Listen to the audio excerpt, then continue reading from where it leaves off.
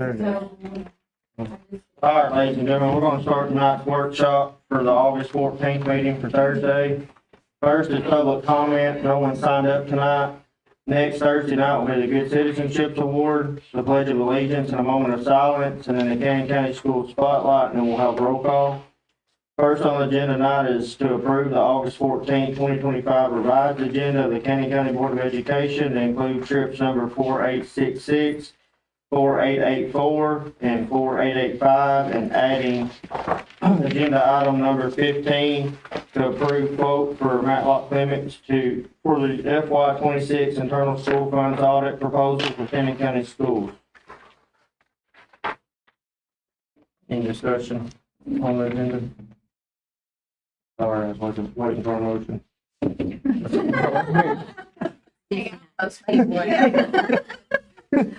I'm not ready for that. Number 2 is the consent agenda. For everybody online, if you'd like to see the consent agenda, you can look at it on our website. There is a lot of, it is mainly to approve our meetings from the last meeting and our special call meeting, approve resolution to transfer funds from one account to another within a series for food service, federal and general purpose. And then C is approve all your sports coaches to the high school, middle school, and all your elementary schools. And then D is to approve overnight out-of-state trips, which is 4866 is the Canyon County High School Thanksgiving Tournament. And that's in Orlando, Florida from November 28th through December 2nd of 2025. Trip 4884 is the Canyon County High School's Future Farmers Conference in Dole, Tennessee, from September 2nd to September 5th of 2025. And then trip 4885 is the Canyon County High School National FFA Convention in Indianapolis, Indiana, and that's October 27th through November 1st of 2025. Any questions on the consent agenda? Youth football now. Elementary football. The coaches need to be added.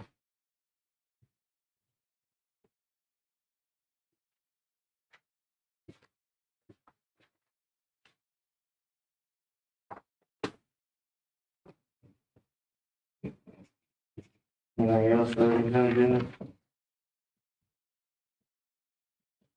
All right, moving on, is number 3 is the financial report. Y'all got a report in your email today. Number 4 is the supervisor's report. That's also in your packet. Anybody have any questions for supervisors? It's too long. They're doing a lot. I appreciate those. I really Yeah, do. they do. All right, number 5 is to approve schedule of workshops and regular meetings for 2025 and 2026 school years. Those proposed dates are in your board packet.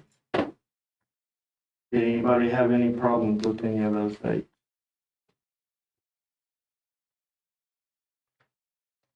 No.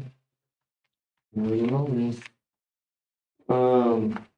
Number 6 is to approve the SAVE Act compliance package. Ms. Stephanie? Okay. So this is something we do every year since the SAVE Act was passed into legislation a few years ago. This is dealing with school safety, that's the Schools Against Violence in Education. This is just stating that we are in compliance with posting the district TOPs to the E-plan for the state's approval, the school emergency operation plans as well, and also the annual drill logs. Good news, part of this, we received additional public schools safety funds 2 years ago in 23-24. So part of that $20 million that the legislature just approved this year is also allocating additional safety funds to all schools. And we are going to be getting close to $33,000. Mr. Bill and I will be working on using his safety assessments from the end of school last year to develop a spending plan for that and a budget for that, and hope to have that for your approval in the September meeting. But we have to have this documentation Mr. Mullins, it requires the board chair signature, the director of school signature, and then Mr. Bill signs that as safety director. But we do have to have that uploaded before we can, complete the application and apply for this additional funds. Okay. Any questions for Ms. Stephanie? All right, thank you, Ms. Stephanie. Number 7 is discussion of secure gun lockers for SRO officers at each school. Mr. Bill? Mr. Bill? Yeah, the SROs now have, been issued rifles, and, the next thing is for them to be able to, have them in their schools.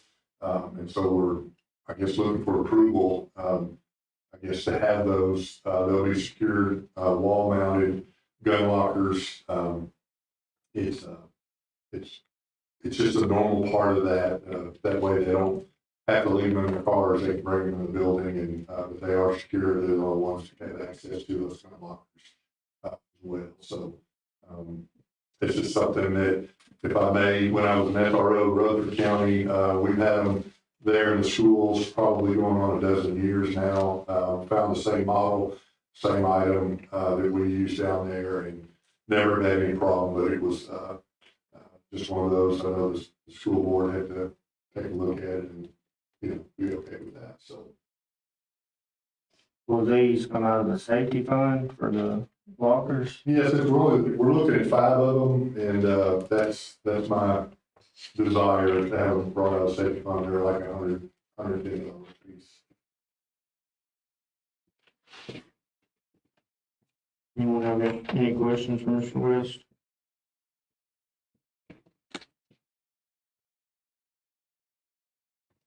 Thank you, Mr. Bill. Number 8 is to approve name change on the primary business card from Robert D. Jennings to Andrea Alexander.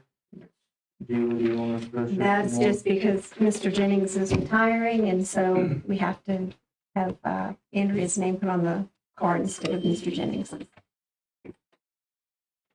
Any questions? Finance pay for it, does finance pay for their card? Finance pay for the business cards. I guess it would just. I'm Or sure something it that they would. would- Yes, sir. Yeah, credit card. It's Just a a credit card, just to change the name of the bank. Yes. Well, it's just on, it does say business card, but it's for the, it's just business account. No, the business credit card, sorry. Business credit card. Just proving Yeah, everything. it was transferring everything from her, Yes, we gotta get it switched over to Miss Andrea. which I don't really know why that has to come to us, because we're under the finance department. I mean, that's our, yeah, so I'm not sure, but we'll, Douglas said we needed to put it on. oh, I'm sure. I said that. Douglas- It don't make sense. Okay. Better do it than I. All right. Number 9 is to approve policy number 5.110, compensation guides and contracts. Ms. Julie? So this was a policy that y'all wanted to table to have more discussion about. It's a new policy that they're letting educators have a beneficiary, and should an employee pass away while school is in session or during, before they're retired, then the school district can go ahead and pay that beneficiary the accrued school, sick days, personal days, annual leave days. So it's something that you can either do or you cannot do. That's, just if a teacher is deceased during the school year, that can, the beneficiary can receive that little bit of money. Any questions? All right. Moving on. Number 10 is a discussion of discussion of current board policy 6.312, wireless communication devices. Who wants to start? Ms. Rebecca and Mr. Wade, y'all both sent an email in too, so I'll let y'all have the floor first. Everyone wants to start. I yield to Ms. Well, it's just that our social call meeting, we were getting a little into it, with the cell phone cases. I want to make sure we had it on here. And, To cover. right, and with the cell phone cases, what I should have put was discussion. However, those were not quotes, those were, I'm sorry, those were quotes, those were not bids. Because in looking at the one that we would have gone with would have been under the $25,000 threshold where I wouldn't have had to have gotten the bids. So, in my attempt to be transparent with you all and share with you, those were quotes and those were not bids. But I do, Mr. Nichols, anybody from your team or Mr. Brandon want to talk about how things are going in the schools as far as Oh, definitely. At all. just to give an update as to I'll give you a what you quick think? update, and I'll hand this out to you also. We surveyed our teachers, over the last, basically. If you, yes.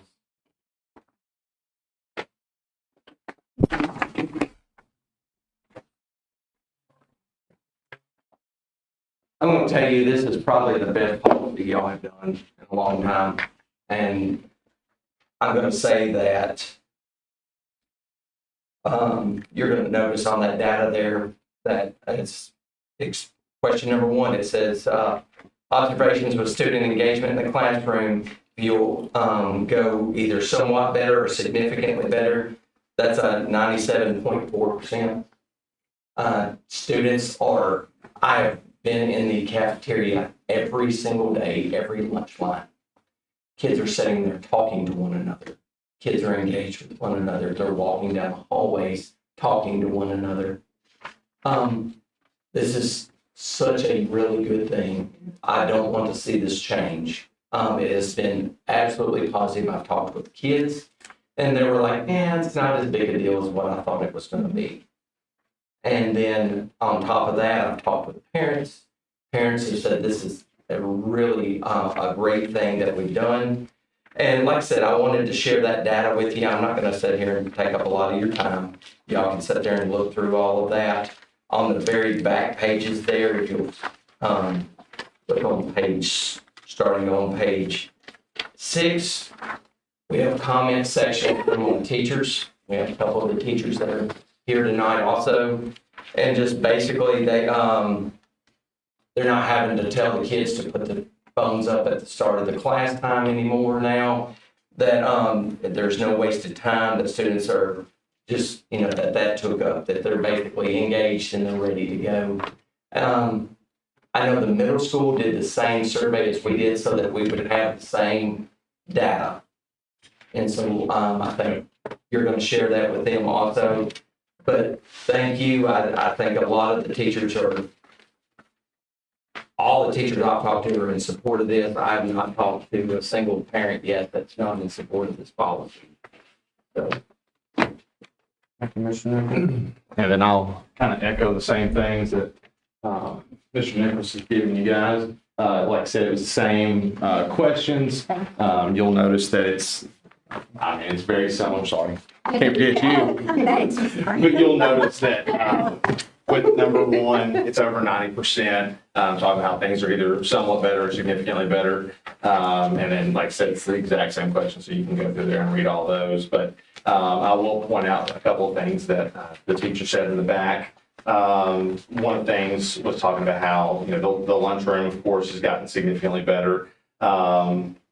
Several of the teachers have said that they have yet to even see a cell phone out, which I think is kind of impressive because we know, how dependent that some of our kids are with their cell phones. And then, if you look at number 17, what sticks out to me is someone put on there like hallelujah for the new cell phone policy. So I think that it's definitely working, and we're implementing it very well. I will say of the infractions, we've had 7 infractions. 3 of those were earbuds, 4 of those were cell phones. And as far as the middle school goes, we have had none. So that's pretty It's impressive. going really good. The kids are just accepting of it. Which kind of leads to the next one. And and I'm not trying to get ahead of anything, but at this time, on my end, I don't see the need on spending that money on the yonder bags or the clamshells. Right. I'm not saying that it won't come a time that we need them, but at this point, I mean, things seem to be going really well. So, And that was discussions that Mr. Nichols and Mr. Brand and I have had about having new cases for them. But keeping it in the background in case there comes a point that we need to look at that. I support that 110%.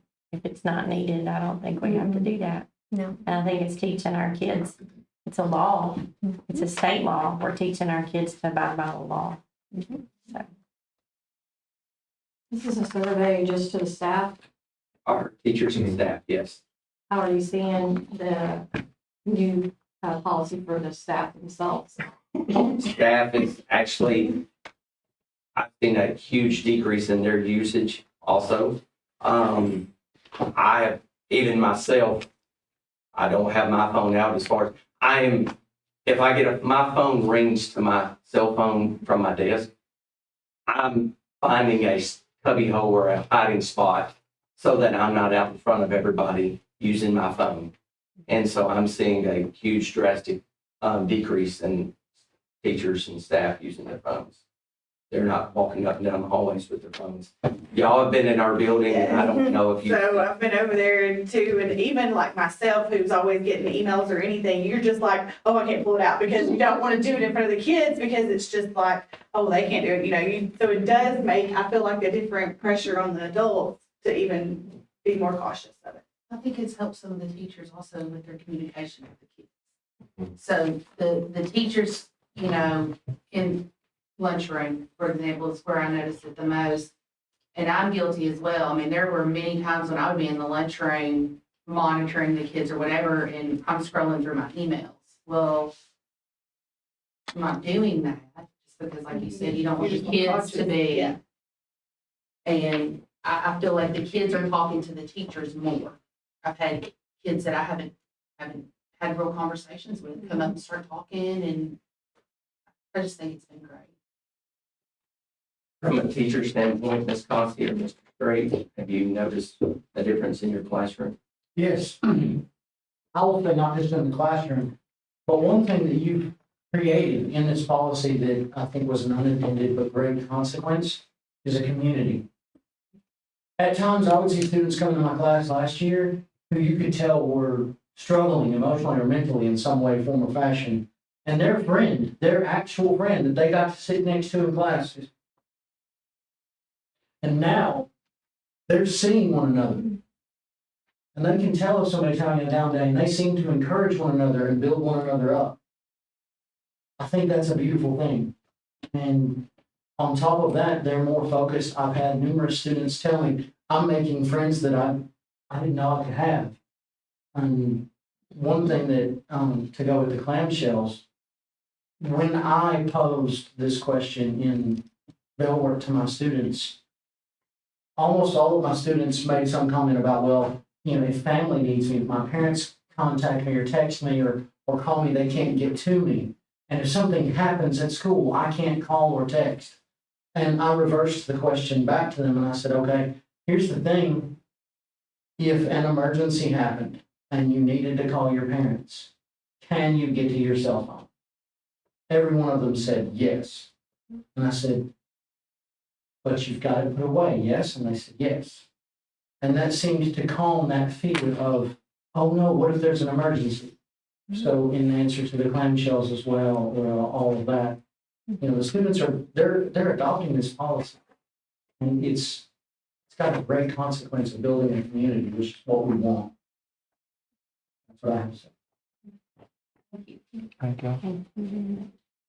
What bothers me is this. You jumping up and down about these surveys, great.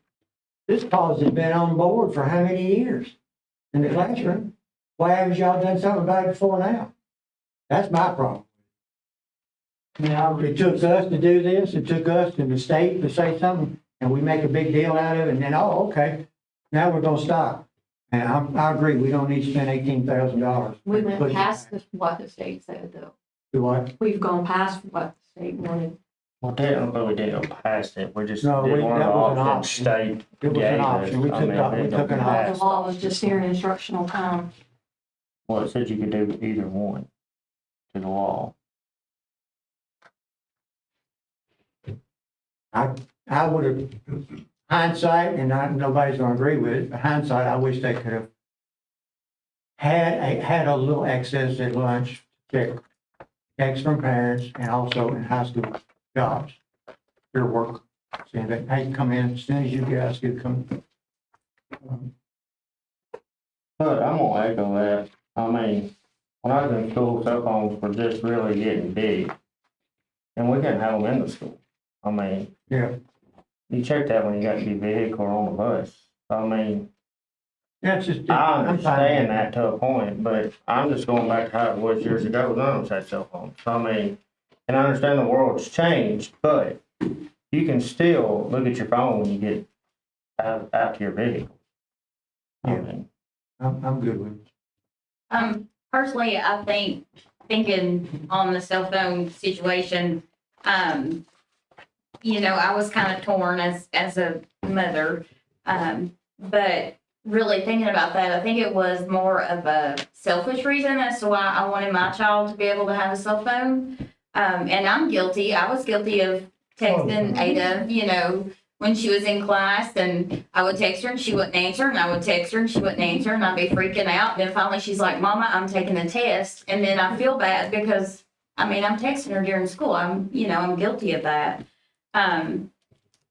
But there are ways, you know, I feel confident that if I needed, you know, to tell my child something, that I could call the high school and she's going to know.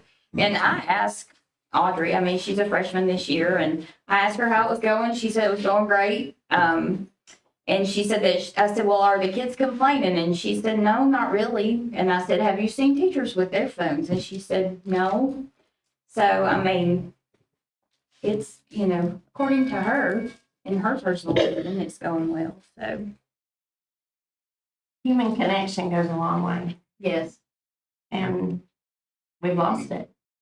We've lost it in our society, but I think what even makes me sadder is that we had lost it in our schools. And that's nobody's fault. We don't need to be pointing fingers. It's a societal problem. I'm happy that you guys are saying that. Thank you for this. I had talked to a few teachers and a few kids. And one student told me some hiccups with it. But then when I saw her again, she said it had been ironed out, and you guys had helped her figure that out with some things with Dylan Roman.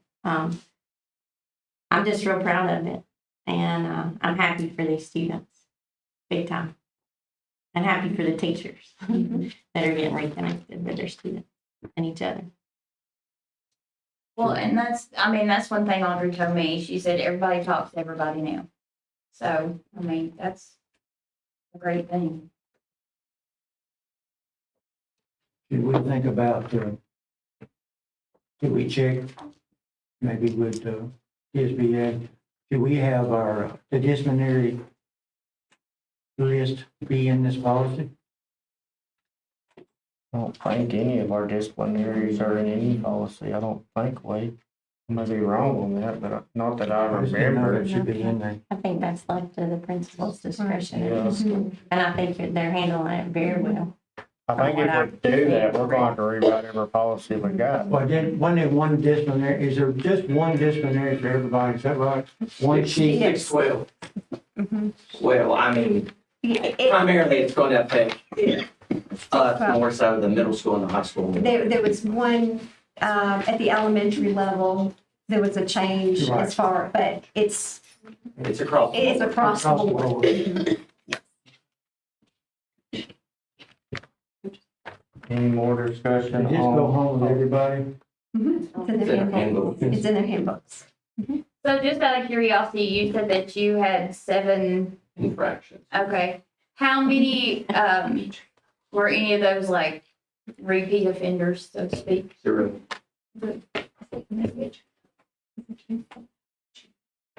Any more discussion on the cell phone policy?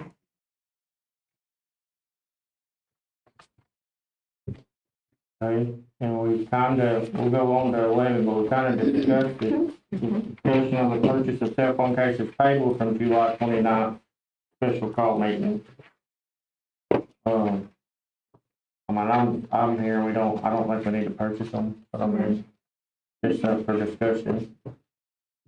So, we kind of agreed to it tonight, there'll just be nothing done to the number 11 Thursday night, if everybody's in agreement.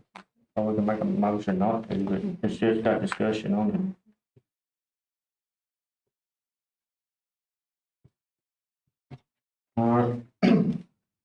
Number 12 is the Cannon North PTO would like the board's approval to do an official 501c3 and open a separate bank account. Miss Amanda? There you are, So sorry. I can speak to that a little bit. Our PTO, we reestablished last year, our group of parents, but we kept everything through the school instead of doing a separate PTO account.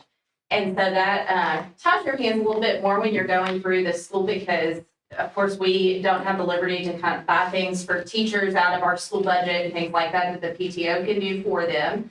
So now that we've got a kind of a core group of parents and we see that they are able to build on that and make that bigger, they want to establish that bank account. After reading through the manual, the treasurer's manual, and talking to Miss Julie, we may be able to do this without having them be an official 501c3.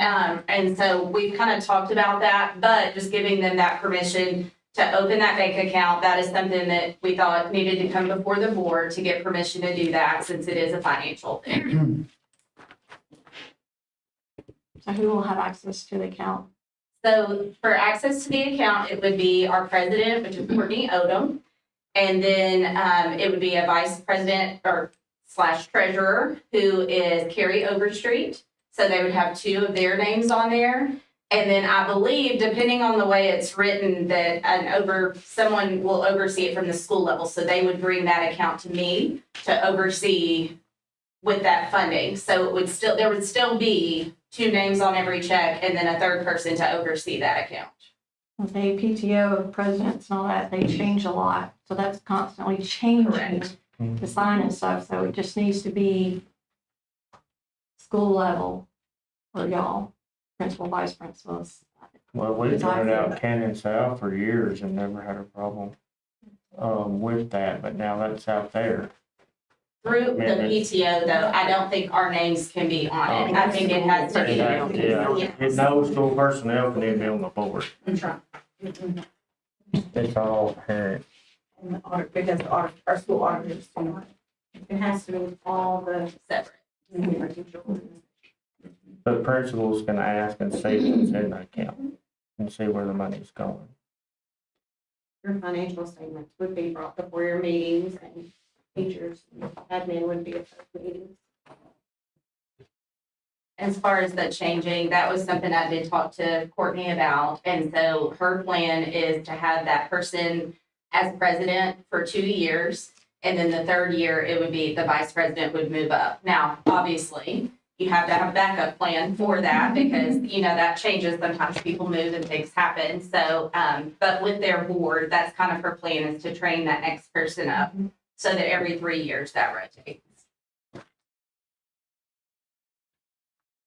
And she will be at the meeting with us on Thursday, if y'all have any questions for her. I told her not to come tonight, but she could come on Thursday, though, if anything came up that y'all have questions about. Can I speak on this? Yes, sir. I talked to Ben about this. I was a little unclear about these things. These SSOs. The 3 ways to form a PTO, a nonprofit in your school. An SSO is actually what they are. You can have an organization in your school that's called a PTO, PTA, and they simply don't raise any money. They're there to support the school and do projects and whatever. There's unlimited amount of things, but it has nothing to do with money. Once money's become involved, then you have to register under Secretary of State, become a nonprofit, and get the SSO status, and that puts you into a tax exempt status for sales tax only. Now, if you start getting donations given to your PTO, and that individual starts asking for a tax exempt for their federal taxes, then you got another whole new ballgame going on. You have to tell them either, no, we can't give you one, and they'll either be good with that, or they'll say, well, I'm not gonna give you your money. Or, and so that case, only a 501(c) status can exempt somebody. And you have to have that filed, and you have to have that tax status to give somebody a tax relief if they give you any money donation. So you have to keep that in mind. We have a policy on fundraising now, and so everyone's, I don't know how many people read it, 2.601. Ben and I went over this. The first thing on there, he said we probably need to readdress, maybe we'll do this next month. Fundraising activities shall be authorized by the board.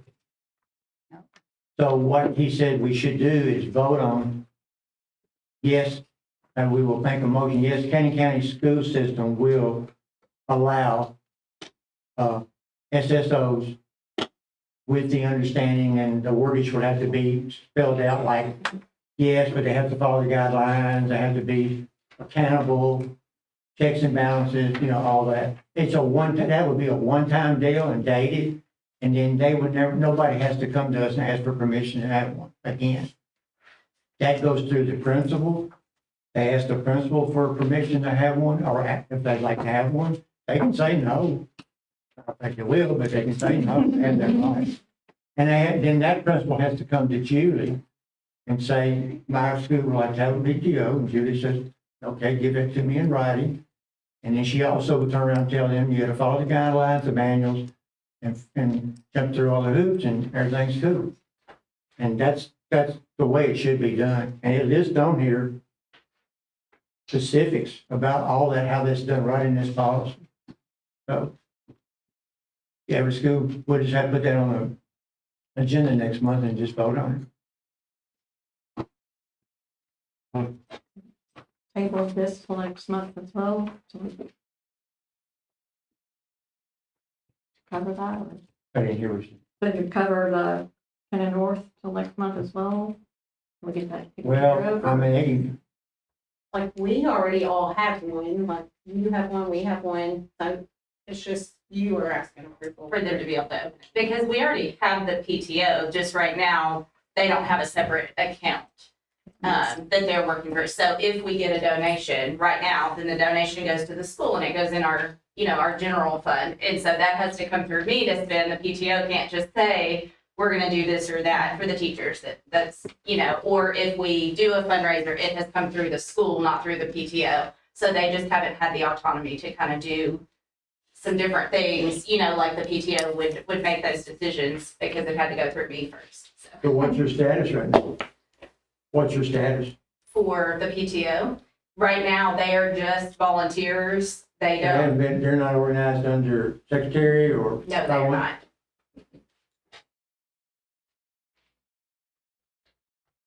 So the time they get their ducks in a row for that, we'll. If they decide to go that route. But they could do, without doing the 501(c), they could still do one, they just wouldn't be able to get tax exempt status, is my understanding. Think so. We don't, y'all don't do it 501, do you? SSOs have to be registered with the state. No, they're registered with the state. Well, you get your tax exempt status. If you don't have that, you should have it, and you need to check into it. You shouldn't be paying sales tax. You're losing that money. And I checked with another district, and their PTO is tax exempt, and it went through the organization and didn't do the, Okay. So we need to get more clarification on mhm. Yeah. those things. Through the Secretary of State's office. I mean, we can table this till next month and let y'all get that in place, and then we'll have that policy in place, and then that'll go all together. Let them know we're not against it, we just wanna make sure everything's done right. Any more discussion? All right, moving on. 13, Cannon North is requesting permission to partner with an MTSU professor to provide professional development for teachers. This is being funded through a grant that MTSU received and will not cost the county anything. Ms. Amanda? Yes, I'm sorry, I'm taking my lot of time tonight. So I did my dissertation, as you all know, back in, I finished up in December of last year. And the professor that I worked with, her name is Dr. Angela Hoosier. And she does a lot with the Department of Education, or the Education Department at MTSU. And so she has written a grant, and she called me and asked me if I would like to partner with her for Cannon North. And through that grant, what she is doing is providing some professional development to teachers. She is able to purchase some books and things to share with them to do those things. And she asked me what our needs were right now. I talked to her about standards alignment and kind of the goals of the district. And so she is on board with that and would love to come work with our teachers. It would be teachers who want to do that after school, so it would not be during the school day. It would be after school, be free to them. And then at the end of that, because the grant requires her to write that up in some sort of article. And so she would interview the teachers that participate in that. And I think she set aside like $100 to give them for participating and letting her interview them. So they get a small stipend for it through her grant. And then she would also like to take those who she does professional development with to a conference and have them present on what they learned. And all of that would be covered through the grant that she got. I think it would be a really great opportunity for our teachers. I think they would really love to do that. It's something kind of different for them and something exciting. And we would be getting this, for free and through the college, basically, with access to those things that they might not get otherwise.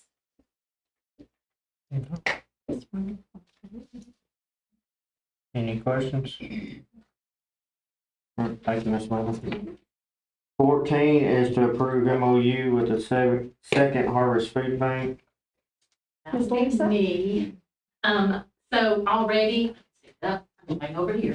So already we have, had the mobile market here from, the Second Harvest Food Bank. They came here in the summer to Cannon Elementary and Cannon Middle and distributed tons of food for us. And then also they've given us lots of shoes. And so now we've gotten some bags, some backpacks, and they also give us funding every year. So we've done this 2 or 3 years. We've done this with them and we want to continue. So we just want to sign up their MOU. And that MOU is in your package. Yes. Too. Have any questions for Ms. Black? Maybe a non-question, it just came to me while I was sitting here. When we have this MOU with them, can other food banks, I know there's one here in Cannon. We do help them and they help, we all Okay, share. so it's all, every Yes. other food banks can come in and help. Yes. Okay. Yes, I and just wanted to actually, make we sure. had some stuff left from the mobile market, and I had him like fresh milk, and I had him take it over here to our food bank here, because they don't always get Right. like fresh milk, so. Yeah, it's really a good program. They gave away watermelons and milk, and Hansel was out there, and they gave away so much food, potatoes, I can't even remember what all. We were calling people. Yes, and come get this food. It was fresh, but it was, cold. They had a refrigerated truck and they were just passing it out. So, yeah, it's really neat. Thank you, Ms. Black. All right, number 15 is to approve a quote from Matlock Clements for the FY 2026 internal school funds audit proposal for Cannon County Schools. I'm trying to find it, I think it was for $5,000. $5,000. And that was the same as what it was last year. Yeah. Any questions for Ms. Julie to ask them between now and Thursday? Number 16, Ms. Julie, any comments tonight? No, sir. 17 is chairman's comments. I don't have any tonight. 18 is to adjourn. We will meet Thursday night at 6 o'clock at the Cannon County Middle School, Elementary School cafeteria. Thank y'all.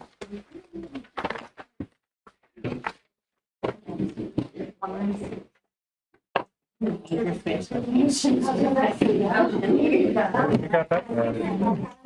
enjoy came in.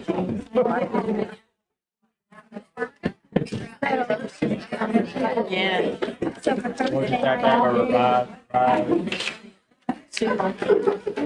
just a revised, I just revised and say added football coaches. night,